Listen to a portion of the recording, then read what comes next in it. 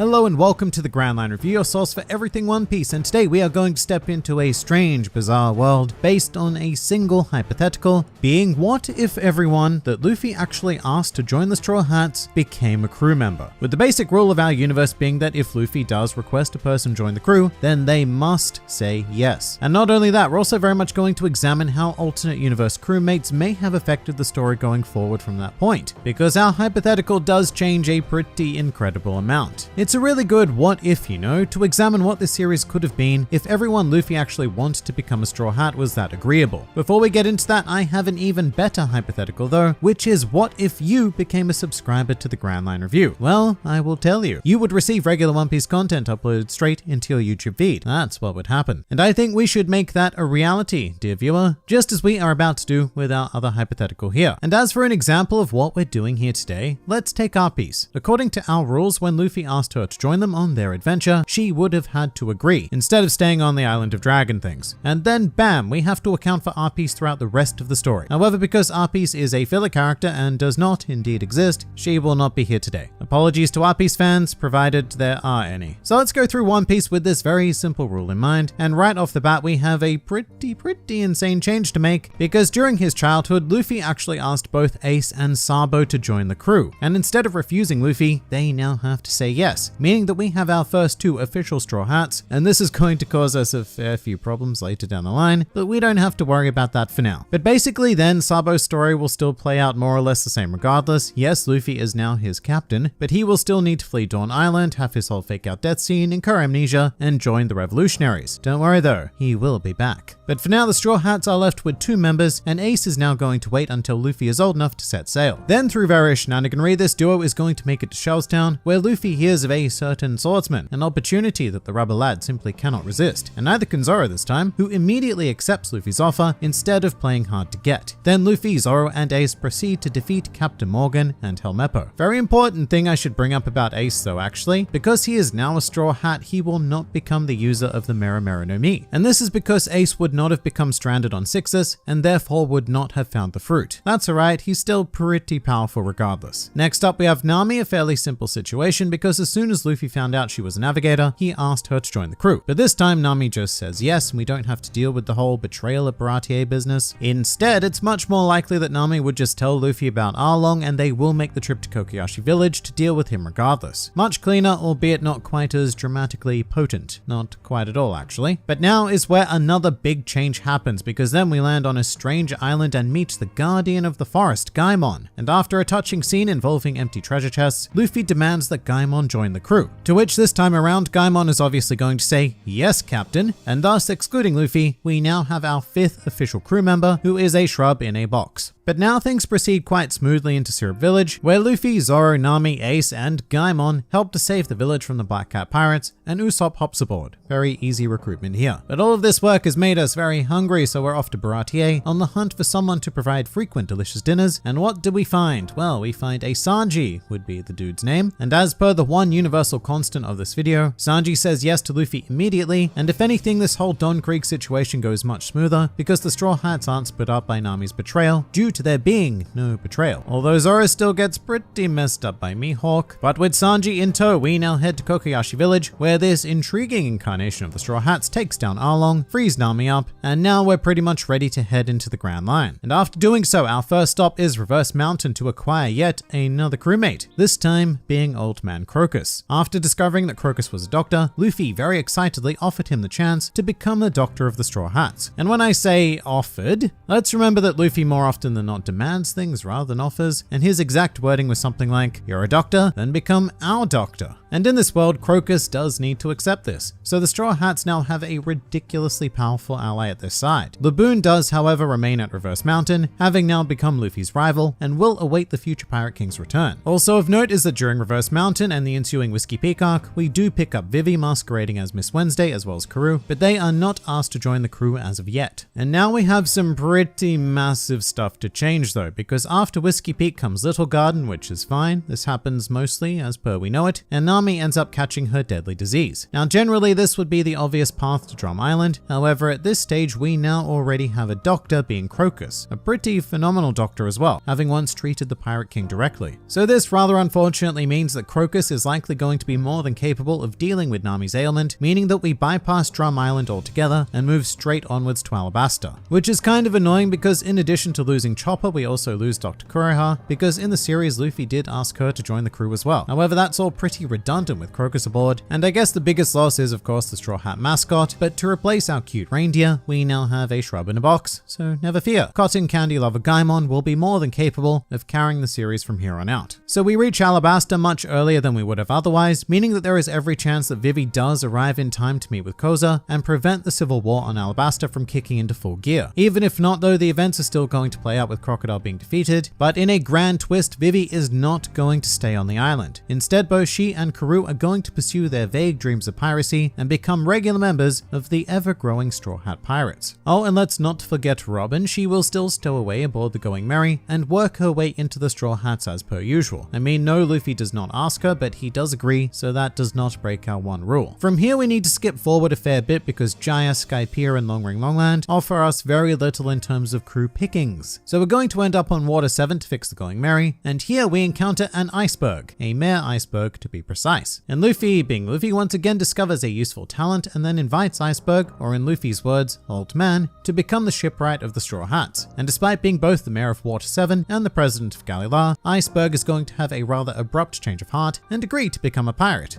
Hooray! Due to the tight timing though, the Cypher Pole assassination attempt will still likely happen, leaving Iceberg injured and thus unable to accompany his new captain to any lobby in order to take Robin back. However, meeting Robin on the Judicial Island will be Luffy, Zoro, Nami, Sogeking, Sanji, Gaimon, Ace, Crocus, Vivi, and Karoo. So this is probably still going to go fairly well, or at least as well as it did originally, especially since Frankie is still very much present during these events. Speaking of though, Frankie is a bit of a question mark here. There is very little doubt in my mind that after any lobby, he still would have built the Thousand Sunny for the Straw Hats, along with Iceberg, their now official shipwright, and I think an argument can be made either way. On the one hand, Luffy is a simple guy and he doesn't tend to double up on roles. Then again, Frankie did build the ship, and the Frankie family is still going to beg Luffy to take Frankie with them due to his newfound global infamy. So with that in mind, I think what happens is that both Frankie and Iceberg join the crew and become dual shipwrights, which is kind of nice because they were both apprentices of Tom, although it does leave Water 7 without a figurehead. Oh well, that is not our problem. Sailing straight into Thriller Bark now, we immediately encounter Brook and he joins the crew. Very simple affair there, although we do still need to help him out with the whole shadow business, so we are coming into conflict with Gecko Moria. Much more importantly than our penis-necked warlord though, this means stumbling across both Zombie Tree and Zombie Unicorn, both of whom Luffy tries to capture and vigorously persuade to join the Straw Hats. Only this time, he succeeds, with both of the zombies all of a sudden having a change of heart, discovering hopes and dreams outside of their standard days of drinking peacefully in the dark,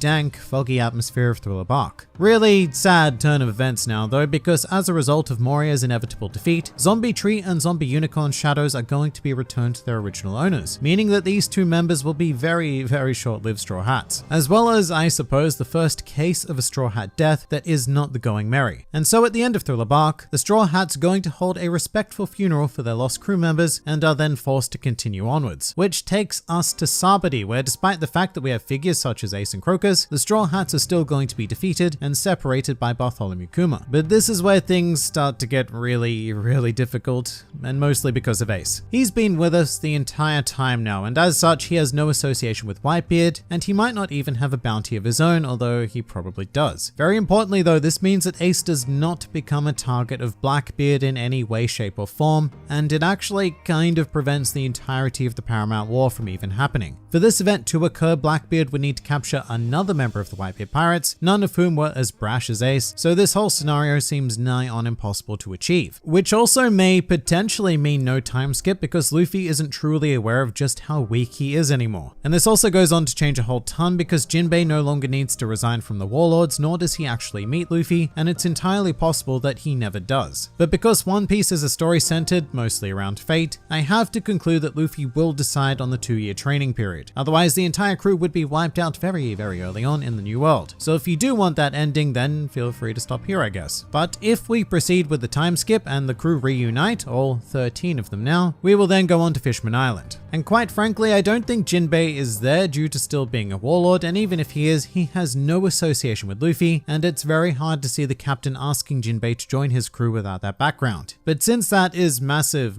speculation, we'll say that the blood transfusion happens. Luffy asks Jinbei anyway, to which the whale shark has no excuses this time around, and he just says, "Yes, Luffy-kun." We are far from done though, because Punk Hazard is now going to bring us a new series of members, one of which would be Kinemon's legs, and yes, I mean his legs specifically. Luffy did not, I repeat, did not ask the rest of Kinemon to join the crew, so we are just taking his legs. The rest of Kinemon can of course come aboard as a traveling companion, but only his legs are an official straw hat. On Punk Hazard, Luffy also asked Random Centaur to join the crew as well, and this Leopard Centaur dude is now very compelled to do so. So yay, we now have this. So we then continue to make the alliance with Law and proceed to Dressrosa, where we do not recruit a new member, however we do regain an old member. Having been sent there to investigate Doflamingo's weapon trade, Sabo comes across Luffy and regains his memories, thus deciding to leave the Revolutionary Army and rejoin his captain. And in this universe, this would reunite what would be known as the OG monster trio, being Luffy, Ace, and Sabo. And at this point in the story, that pretty much concludes the makeup of the alternate universe Straw Hats. Going forward, this band would then have to tackle the rest of Dressrosa, Zoe, Whole Cake Island, and now Wano. But there you have it. This is the crew that could have been if every character was as agreeable as Luffy wished they would be. Not quite the Straw Hats we know, but still an undeniable powerhouse team nonetheless. But what do you guys think? Please do leave your thoughts in the comments below, or even join my Discord server. And if you'd like to see more videos like this, then please do go and check out some of my other content, or even subscribe to the channel for more glorious One Piece business uploaded straight into your YouTube feeds. But for now, this has been the Grand Line Review, and I'll see you next time.